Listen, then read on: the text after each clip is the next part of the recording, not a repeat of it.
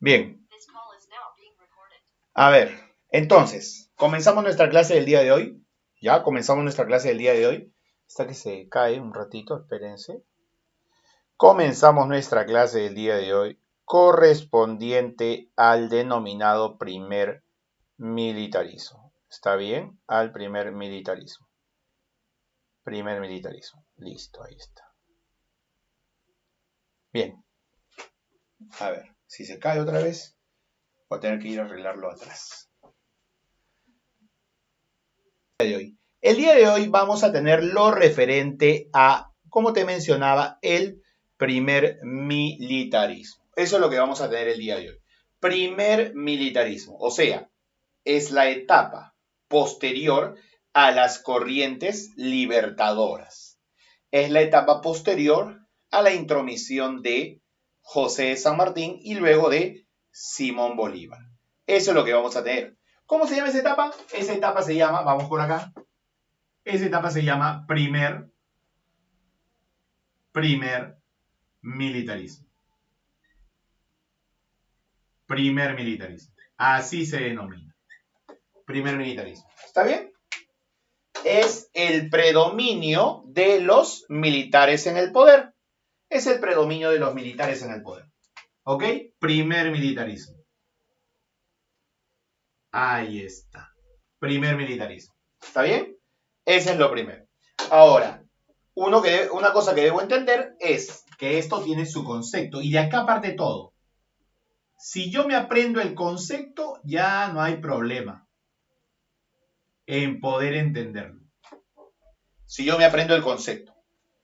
El concepto responde a la pregunta ¿qué es, de qué trata, en qué consiste? Recuerda siempre eso. ¿Ok? Y no te olvides que cualquier pregunta la puedes colocar, o si no se entendió, la puedes colocar en el chat. Ahí estoy leyendo a cada momento y eso me sirve a mí para poder colocar la nota de participación. Primer militarismo. Entonces, si me dicen el concepto, yo voy a decir lo siguiente. Es el periodo de nuestra historia republicana, el periodo de nuestra historia republicana, o sea, cuando decimos republicana es ya posterior a la independencia, ¿me entiendes? Periodo de nuestra historia republicana entre, qué facilito, mira, qué facilito, entre 1827 y solamente cambia las dos últimas cifras, nada más. 1827 y 1872. Ya está ya. 2772. ¿Listo? 1827 y 1872. ¿Dónde nuestro país, ya, donde, no, ya es redundante nuestro país, ¿no? Donde fuimos, ¿ok? Gobernados. Donde fuimos gobernados, ¿por quiénes? Por los denominados caudillos militares. Por los caudillos militares. ¿Quiénes son los caudillos militares? Son líderes militares. Caudillo militar, líder militar. ¿Entiendes? Caudillo militar, líder militar. Eso es por si acaso. ¿Ya? Caudillo militar, líder militar. Bien, eso es lo primero que debo saber. 27 al 72, gobierno de caudillos militares. ¿Ya? Gobierno de caudillos militares. ¿Está bien? Incluso esos caudillos militares, tienen un nombre. A ellos, todos ellos se les llama, ¿qué cosa? El militarismo del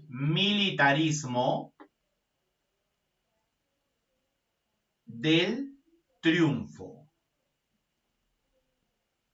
¿Por qué se les llama así, profesor? Militarismo del triunfo. Porque ellos ganaron las guerras de independencia. Simple.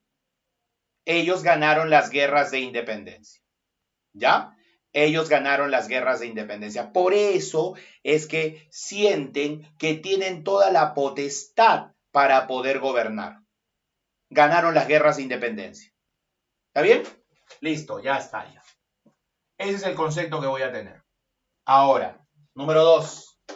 Lo segundo que debo tener en cuenta, 2, son las características. Las características de este periodo. Características. ¿No? Porque hay algo que va a generar, pues, que esto de acá tenga algo con lo cual yo lo puedo reconocer. Por ejemplo, característica número 1. Si antes dependíamos de España, ahora ¿de quién dependemos? Ya no es de España. Ahora dependemos ¿de qué capital? Dependemos en este caso del capital ¿de dónde? Capital de Inglaterra. Entonces vamos a tener acá, punto número 1, predominio y dependencia hacia el capital británico.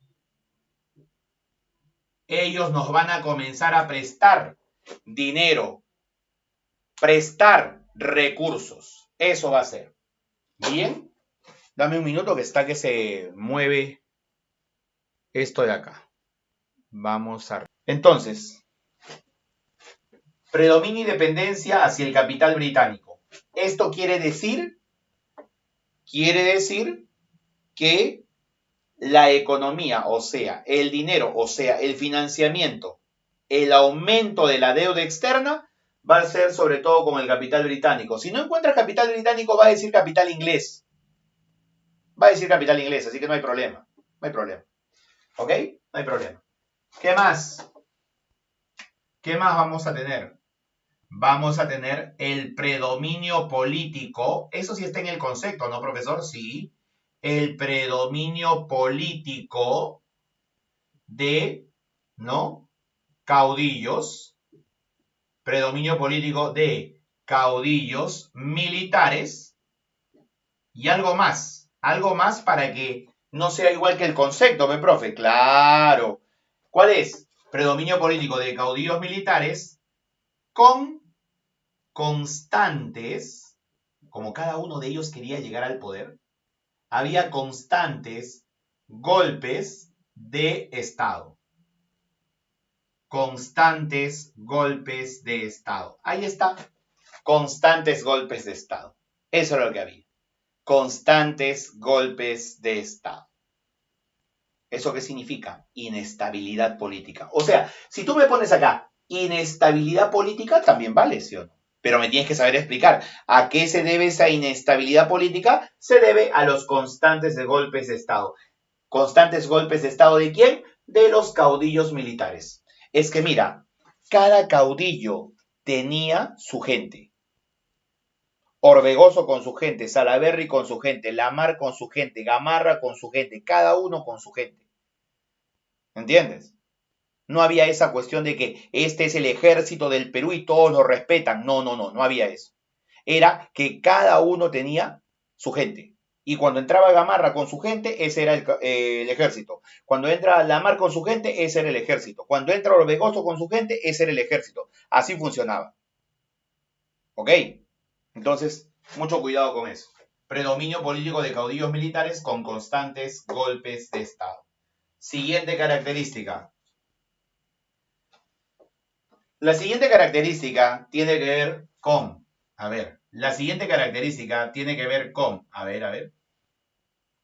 tiene que ver con los límites, ¿ya? Los límites de los países, incluyendo el nuestro, los países se determinaban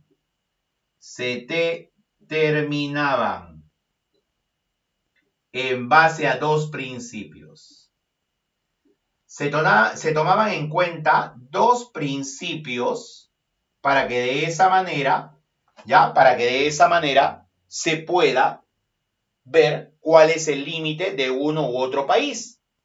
¿Me entiendes? Se toman en cuenta dos principios. Primer principio, uti possidetis. Uti possidetis. Uti possidetis. Lo que tú posees es tuyo. O sea, ese territorio es tuyo porque tú estás ahí, porque tú lo ocupas. Uti possidetis. Uso de posesión. A eso se refiere. Uti possidetis es uso de posesión. Es tuyo porque tú estás ahí. Primer principio jurídico para poder determinar el límite entre uno y otro país. Segundo principio, libre determinación. Libre determinación. También conocido como libre determinación de los pueblos. Libre determinación o libre determinación de los pueblos. Un pueblo puede decidir a qué país quiere pertenecer. Un pueblo puede decidir a qué país quiere pertenecer. Si tú estás en el límite de uno y otro país, entonces tú decides a dónde ir. Tú decides. ¿Me entiendes? Tú decides. ¿A dónde ir? Tú lo decides. Ejemplos. Jaén. La gente de Jaén pertenecía a la Gran Colombia. La gente de Jaén pertenecía a la Gran Colombia y se vinieron acá. Se quedaron acá. Eso es. Guayaquil. Los guayaquileños decidieron quedarse ¿en dónde? En la Gran Colombia. Ellos eran de Perú. Eran de Perú. Y luego, por libre determinación, los de Guayaquil con los de Quito se separaron de la Gran Colombia y formaron su propio país, Ecuador. ¿Me entiendes? Entonces, se cumplen los principios, a eso me refiero. Se cumplen los principios.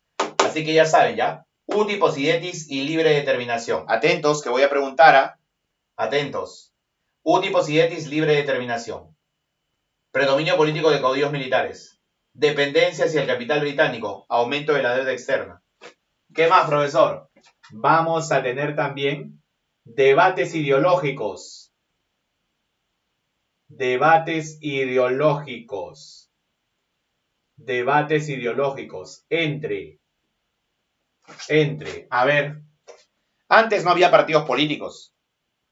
Antes no había partidos políticos. ¿Y qué había, profesor? La verdad, que había posturas políticas. O sea, era decir que eras de un bando o de otro bando. No había partido. O sea, algo así como en la actualidad la gente habla, ¿no? O eres de derecha o eres de izquierda, dicen, ¿no? Ok, de derecha o de izquierda. En este caso, el debate ideológico entre quiénes se da. Debate ideológico, debate ideológico, entre conservadores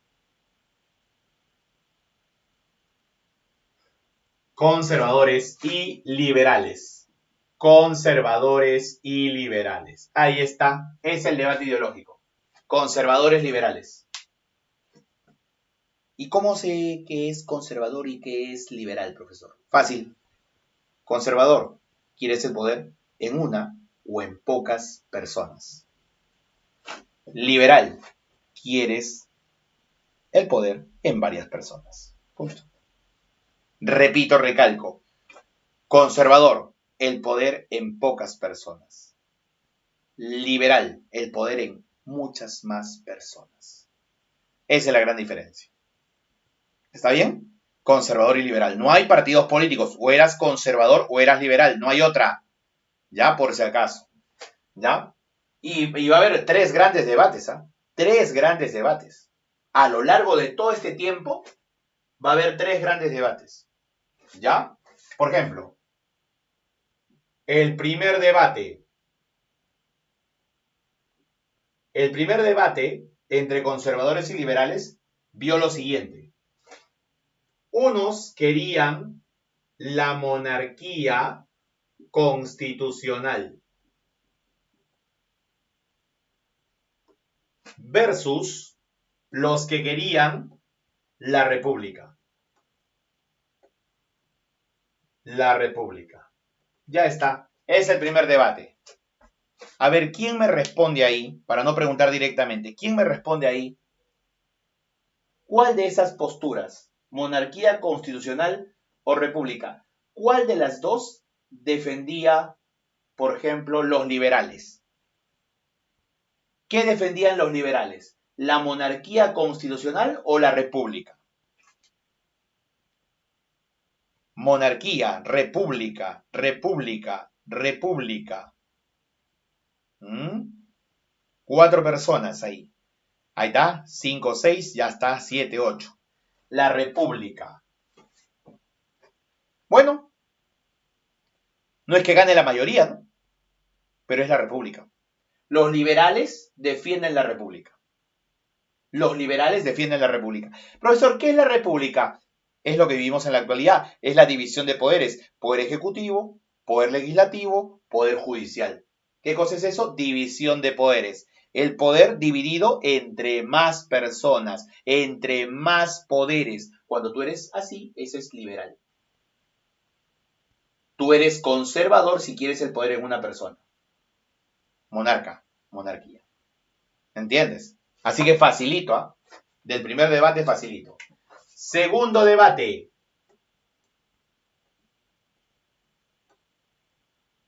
Todo ocurrido durante esta etapa del primer militarismo. Segundo debate. El ejecutivo fuerte versus el ejecutivo débil. Pregunta.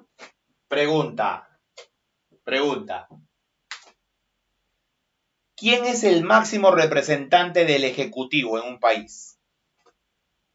¿Quién es el máximo representante del ejecutivo en un país? En un país, ¿quién representa al ejecutivo?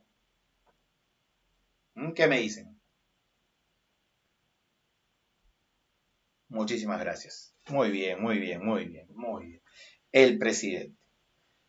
Presidente fuerte, presidente débil. Bueno, es el presidente y los ministros, ¿no? Sino que para hacer el ejemplo. Presidente fuerte, presidente débil. Pregunta. ¿Cuál de las dos posturas, fuerte, débil, débil, fuerte, defienden los conservadores?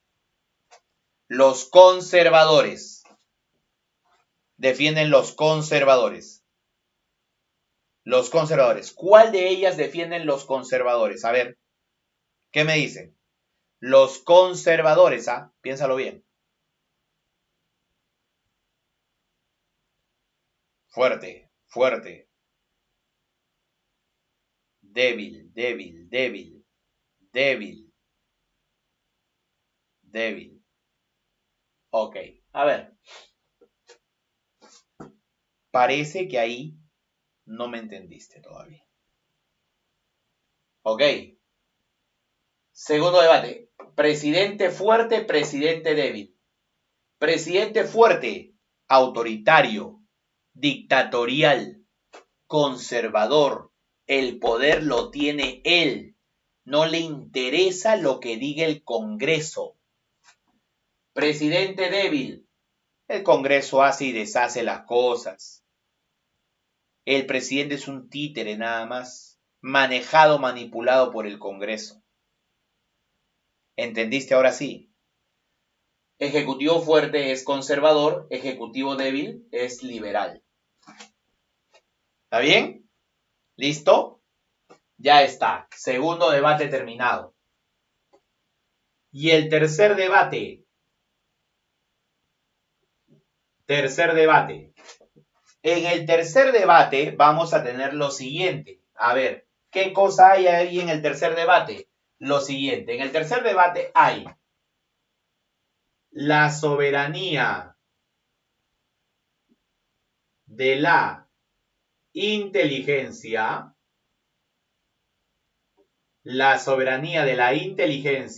versus la soberanía popular. La soberanía popular. Listo, aclaremos eso. Profesor, ¿qué significa soberanía de la inteligencia o la soberana inteligencia? Que la prioridad para poder estar en el Estado es que tú seas académicamente bueno. Que el requisito fundamental para que tú seas parte del gobierno es la inteligencia, el desarrollo académico, el desarrollo intelectual. Soberanía popular. Todos, sin excepción, pueden participar en política. Todos, sin excepción, pueden participar en política. Pregunta. Soberanía popular versus soberanía de la inteligencia. ¿Cuál de ellas es defendida por los conservadores? ¿Inteligencia o popular? ¿Cuál de las dos es elegida y defendida por los conservadores? ¿Cuál de las dos? A ver. Inteligencia, de la inteligencia. Fácil, ¿sí o no? Claro, pues. Inteligencia. Solamente los conservadores nada más, pues. Solamente ellos, los intelectuales, solamente ellos están preparados.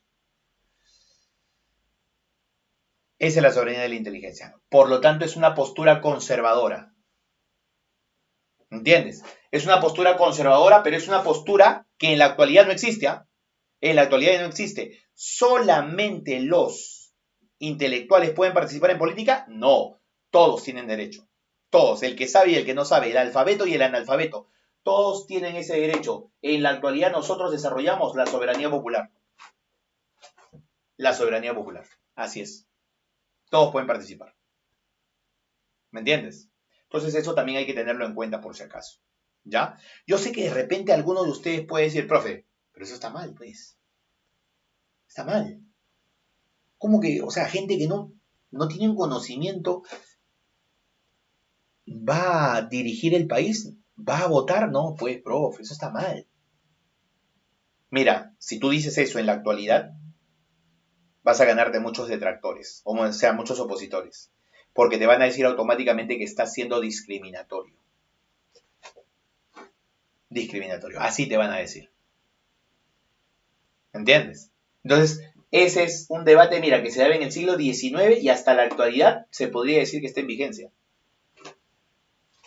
Está en vigencia. Bien, listo. Ahí está. 1, 2, 3, 4 características. 4 características principales. ¿Ok? 4 características principales. Quinta característica. ¿Ok?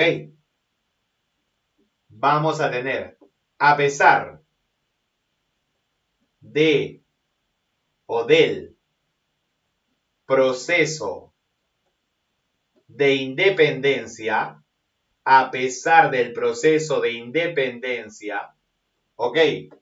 La situación de los campesinos y los esclavos no ha cambiado. Los esclavos siguen siendo esclavos. Los campesinos siguen siendo los explotados. Los indígenas, que en su mayoría eran campesinos, siguen pagando tributo. Sino que, claro, hay que cambiarle de nombre, pues, para que de esa manera disimule un poco, ¿no? Ya no se va a llamar tributo indígena, no. Ponle otro nombre, que sea más llamativo. Y que hable no de que estamos cobrando algo, sino que el indígena está contribuyendo en algo. Ah, muy buena idea. Contribución personal. La contribución personal. Ya te he dicho ya, lo mismo, pero cambiando la letra, para que suene mejor. Yo supongo que tú tienes varios ejemplos de eso. Varios ejemplos de eso. Lo mismo, pero cambiando de la letra. Es como si te dijera, pues, por ejemplo, lo siguiente, ¿no? Al Perú dicen que es un país subdesarrollado. Perú, país subdesarrollado. Un ratito, señor. Perú, país en vías de desarrollo. Suena mejor, ¿sí o no? Suena mejor. En vías de desarrollo. ¿Entiendes? Yo ya te he dicho también la otra que tiene que ver contigo. ¿Cuál? Quiero un informe sobre mi hijo para ver cómo está avanzando. Ah, bueno, su hijo está cumpliendo con las normas establecidas. Está fallando por aquí, por allá, unas cositas que falta ajustar, ¿no? Su hijo está en proceso de lograr los objetivos propuestos por nuestra institución educativa.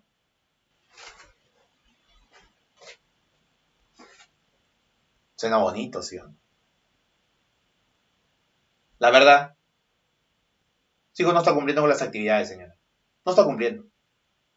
La verdad que no está cumpliendo. No está contribuyendo al desarrollo. Sino que simplemente le cambias de la letra, nada más. ¿Ok? Entonces ya sabes a qué se refería. Ok, la situación del campesino y del esclavo continúa, es lo mismo, no ha cambiado. Socialmente la independencia no significó nada, más que el cambio de los españoles por los criollos. Ya no nos gobiernan los españoles, nos gobiernan los criollos. Así de simple. Bien, listo, ya está ya. Ok, ¿ya? Y una última característica que podría colocar tal vez sería pues que todo este gran periodo del 27 al 72 se divide en dos grandes etapas. ¿Ya? Todo el periodo, ¿ya? Todo el periodo se subdivide en dos grandes etapas. Dos grandes etapas. Se subdivide en dos grandes etapas. Eso es. ¿Ok? Dos grandes etapas. Va a subdividirse. Todo este periodo, del 27 al 72. Una etapa se va a llamar caudillismo militar. Caudillismo militar. Que va de 1827 a 1845. Y la otra se llama, ¿qué cosa? La prosperidad falaz, la era del guano, el apogeo republicano, que va de 1845 hasta el término. Ya está, ya. Listo. Son las dos grandes etapas por donde pasa toda la etapa del primer militarismo. Se subdivide. Así de simple. Se subdivide, por si acaso. ¿Ya? A ver, un ratito se cayó acá. Ya está. Listo. Entonces, eso es lo que vamos a tener. ¿Está bien? Así que no se vayan a equivocar. Esta es la primera parte, por si acaso. Esa es la primera parte. Voy a borrar esto de acá de una vez, por favor. Voy a borrar esto de aquí. ¿Ya?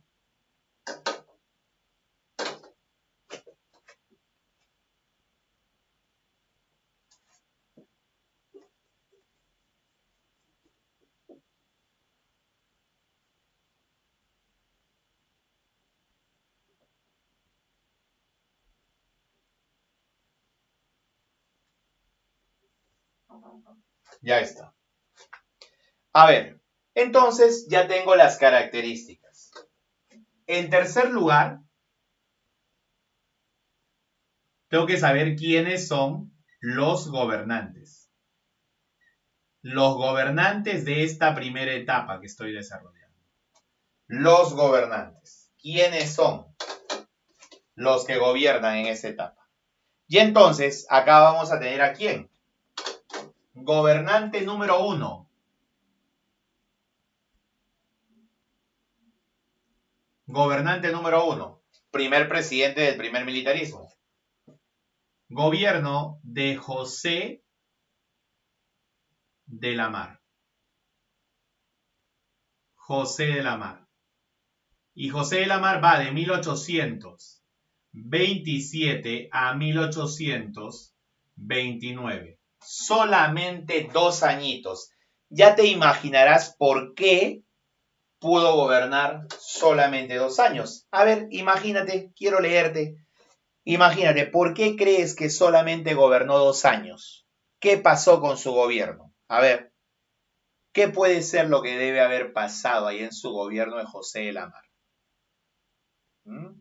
Claro, así de simple, muy bien. Ahí está, muy bien. Ana Flor, Eric, Carolina, María Claudia, cielo, golpe. Golpe de Estado. Así es, golpe de Estado. Se lo tumbaron, así es.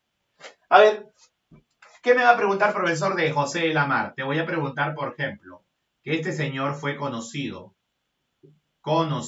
como el Ejecutivo débil. O sea, este hombre no manejaba el gobierno. Quien manejaba todo era el Congreso. Así es, predominio del Congreso. Predominio del Congreso. Es lo primero que tienes que saber de este personaje. Ejecutivo débil, manejado, manipulado por el Congreso. ¿Ok? Manejado, manipulado por el Congreso. Punto número 2. El segundo punto es la rebelión. Rebelión de indígenas, rebelión de los iquichanos. Hay un pueblo en Ayacucho llamado Iquicha y ahí se rebelan los del pueblo. Rebelión de los iquichanos. ¿Ok? En Ayacucho. La rebelión de los iquichanos en Ayacucho. ¿Ok? ¿Ya? Esta rebelión es pro-realista. A ver, profe. ¿Cómo que pro-realista? Profe, ¿qué es realista? Realista es cuando tú defiendes al rey de España. Profe, ¿cómo los indios de Iquicha, un pueblo que está en Ayacucho al interior, van a defender a los españoles? ¿Están locos? ¿Qué tienen? Te cuento. Todos los indios, en su gran mayoría, fueron explotados por los españoles. Pero hubo pueblos que no. Hubo pueblos que estuvieron exonerados de esa explotación. ¿Sabes por qué? Porque el rey tenía aquí en estas tierras realengas, tierras que le pertenecen al rey de España. Y como le pertenecen al rey de España, había indios campesinos que ¿cómo se dice? Lo trabajaban. Lo trabajaban. Y el rey había determinado que todo indio que trabaje en sus tierras esté exonerado de impuestos. Esté exonerado de impuestos. Por eso ellos nunca pagaron impuesto. Y ahora que viene la independencia, y van a pagar impuestos, no se pasen, pues. No se pasen. Se rebelan en contra del gobierno de la Mar. Así de simple. Se rebela en contra del gobierno de José de la Mar. Así de simple. Se rebela en contra del gobierno de José de la Mar. Esa fue la rebelión de los iquichanos en Ayacucho. Pro-realista contra el gobierno de José de la Mar. ¿Qué más me va a preguntar, profe? Te voy a preguntar sobre la Constitución. Promulga la Constitución Liberal de 1828. ¿Ok? Promulga la Constitución Liberal de 1828. Ya, Constitución Liberal, que es promulgada por el Congreso. Constitución Liberal de 1828 que es promulgada por el Congreso. Ya está. La Constitución Liberal, la tercera Constitución. La tercera Constitución de la República, señores. La tercera Constitución de la República, Constitución Liberal. Ahí está. Listo. ¿Qué más tiene José de la Mar, profe? ¿Te acuerdas que Bolívar dijo que nos iba a hacer de todas maneras la guerra? ¿Te acuerdas de eso? Ya pues, ahora se viene la guerra. ¿Qué cosa, profe? Guerra, señores. ¿Con quién era? Primera guerra del Perú independiente. Guerra contra la Gran Colombia.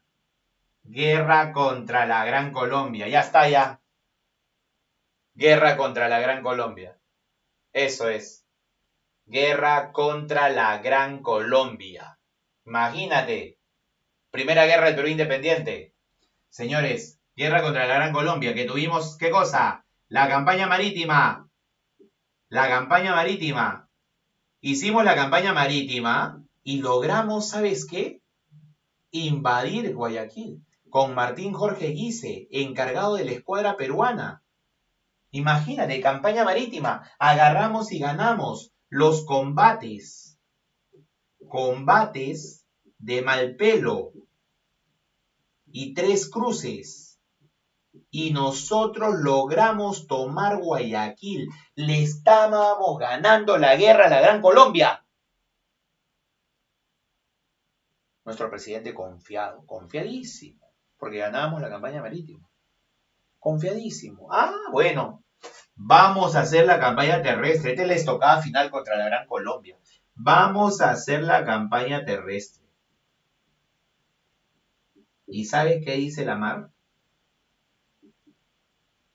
La Mar dice, y dirigiendo esa campaña terrestre para dar el ejemplo, iré yo. Iré yo. Eso dice. Campaña terrestre, dirigida por el propio presidente La Mar. ¿Entiendes? Dirigida por el propio presidente La Mar. Y de esta manera tuvimos las batallas que nos enfrentaron a los gran colombinos de forma terrestre. Batallas de, ¿ya? Saraguro y Portete de Tarqui. Portete de Tarqui. Ya está, ya. Tuvimos las batallas, o sea, ya teníamos dominado Guayaquil y ahora tenemos las batallas de Saraguro y Portete de Tarqui. Vamos a ir directamente a la Gran Colombia para tomar todo su territorio. La campaña marítima la ganamos. La campaña terrestre. La campaña terrestre la perdimos. La perdimos. Y eso que fue el presidente. La perdimos. Casi se muere el presidente todavía, casi lo matan y todo eso. Saraguro y Portete de Tarqui, señores. Perdimos. Ganamos la marítima, perdimos la terrestre. La Mar, un poco que tiene temor, tiene miedo. Y entonces dice, mejor vamos a firmar la paz. Vamos a devolverle Guayaquil. Devuélvele Guayaquil. Y le devolvimos Guayaquil. ¿Entiendes? Le devolvimos Guayaquil. ¿Ok? Le devolvimos Guayaquil. Y entonces así va a ocurrir que el gobierno de José de la Mar no logra ganar la guerra. Y más bien nos deja mal. Y eso es aprovechado por Gamarra para dar un golpe de Estado. ¿Ok? Es aprovechado por Gamarra para que nos dé un golpe de Estado. Así es. Por si acaso. Entonces, ganamos la campaña marítima, perdimos el encuentro terrestre. ¿Y cómo, profesor, y cómo se va a dar cuenta de que la Mar está haciendo esos cambios con la Gran Colombia? O sea, que ya tiró la toalla. ¿Cómo se va a dar cuenta? Mira, con lo siguiente. Con lo siguiente. Con lo siguiente.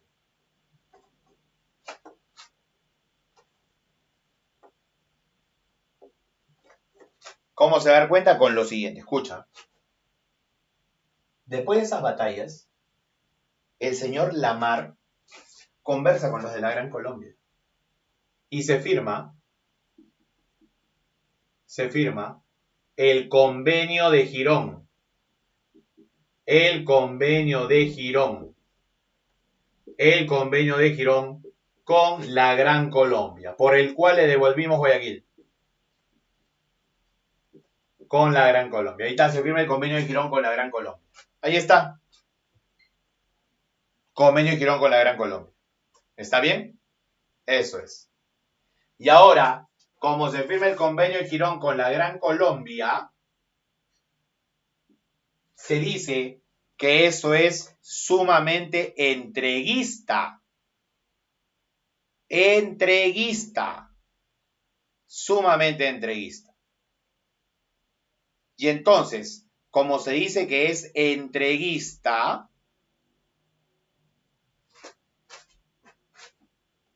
golpe militar de Agustín Gamarra. Golpe de Estado de Agustín Gamarra. Ya está ahí. Golpe de estado de Agustín Gamarra. Ahí se da. Golpe de estado de Agustín Gamarra.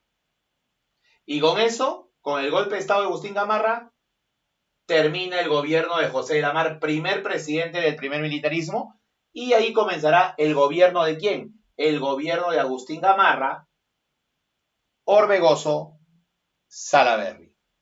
O sea, los que siguen son, escúchame, Gamarra, Orbegoso, Salaverry. Por eso los primeros 4 caudillos son Lamar, Gamarra, Orbegoso, Salaverry. Lamar, Gamarra, Orbegoso, Salaverry. Esto solamente es del señor José de la Mar. ¿Está bien? José de la Mar. Listo. Eso es lo que vamos a tener. Y eso es lo que vamos a tener hasta el día de hoy. Hasta José de la Mar. Ya la siguiente avanzaremos de Gamarra hasta la Confederación. ¿Está bien? Listo. Bien, muchachos.